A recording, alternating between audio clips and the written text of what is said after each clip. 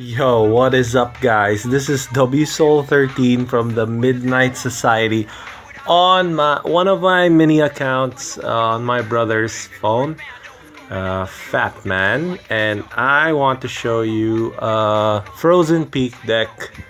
All right, so it's a Lavahound Poison deck. Okay, and I just want to go through the cards real quick. Obviously, you need Lavahound. You can replace it with Golem, but keep this in mind. Level 1 Lavahound is about the same power level as a level 4 Golem. So definitely this deck loses a lot of its pushing power if you downgrade to a Golem under level 4. Poison, level 2 is good enough. Cannon, the thing about defensive buildings is their levels are not really that important.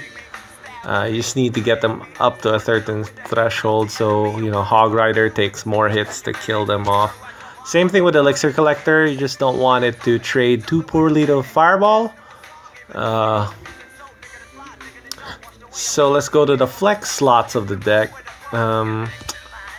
My primary counter card is MiniPekka. It's just great in the meta right now. Get your MiniPekka to level 7 as soon as you can. If you are running this card, counters Hog Rider, Giant, Royal Giant, Wizard, Musketeer, under 1 level from your level 7 MiniPekka will die in 1 shot. Of course, Zap. Everybody uses Zap. Zap is great. Just get your Zap to level 9. And then these are your DPS support troops. I picked Minions. It's cheap. It counters a lot of different things, including Sparky. Stab Goblins over Skeletons and Spear Goblins. There's a very special reason why I use Stab Goblins. Most decks, I think most decks like this would want Spear Goblin because of the range. The main reason why I'm running Stab Goblins with this deck in particular is because this is a mini account, but we run it in our main clan. So my pervading advice to most people that have not hit Legendary yet is to try to get your Zap to level 11. That's it. Level 11 Zap. 1-shots, level 9 minions. So get your Zaps up to level 11. The alternative to that in this situation, because I don't want to take Zaps away from my clanmates, the next best thing you can level up to 11 is Goblins, Stab Goblins. Every time you out-level your opponent's Zap, it survives Zap. And of course, the higher the level is, the more DPS. You can use it to counter things like Royal Giant, Hog Rider, stuff like that. It'll survive the Zap every time if you get your Goblins up to level 11. So, bit of advice for you guys if you guys are fighting over Zap all the time. Let's watch a replay. The replay that got this deck up to Frozen Peak. So you play defensively. That's your mindset every single time. All right. So take note of the Royal Giant timing there. Okay, make sure that the Royal Giant's feet have not crossed to your side of the map before you plant the cannon down. So just doing a quick counter push here with MiniPekka and Minion Horde. And I got a shot off the tower, which is always good.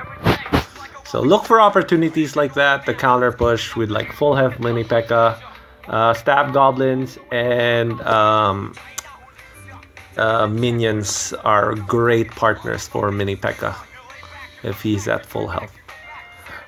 So you want to pump up here. Alright, so he's doing the Royal Giant thing again. You counter with Cannon again.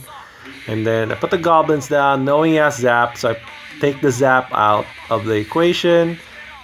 Then I put the MiniPekka down, and now it's the same situation, but I don't have enough elixir for minions because I put the pump down. So now I am +2 elixir on him with the pump active. This is what you wanted do.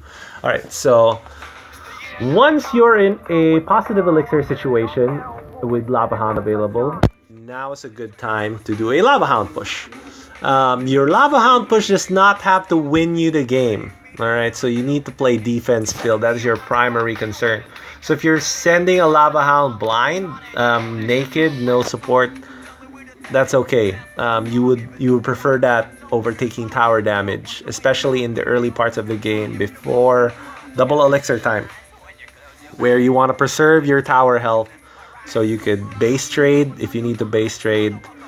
So just keep your counters in your hand if you can, once you know what your opponent does. So once I've scouted that all he really has is Royal Giant, I keep the MiniPekka up, and Poison plus Minions and the Lava Pups do a lot of work.